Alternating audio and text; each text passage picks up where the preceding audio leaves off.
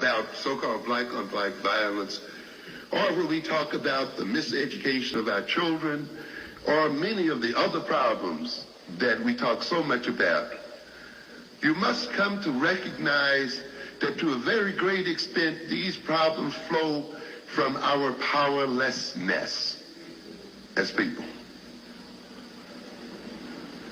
They flow from the fact that we have not developed the power to change our circumstances,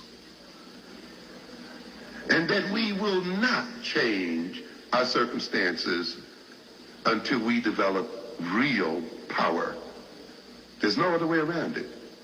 Trying to get other people to have goodwill and love between sisters and brothers ain't gonna work. I'm telling you, it's not gonna do it.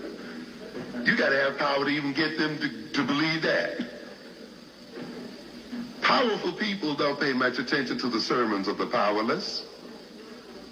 No. Preaching and ranting and raving at those other folk is not going to have much influence on their behavior. Why should they pay you any attention? You don't represent anything. Okay? So you got to have power to even convince them to love you. To be brotherly and to be sisterly. Why should I be sisterly to you? What does it mean? You can't do anything to me. That's what they say. You can't do anything for me. So what's the point? Why should I love you? What I have to gain by loving you? Yeah. So a lot of us, think that we can just preach the enemy into submission. It ain't going to happen. But if you got some power behind what you're saying, things happen, you see.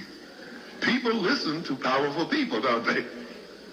If we want to be heard, if black people have a different message, if African people have a different message, a different philosophy and ideology, then African people must back that ideology up with power.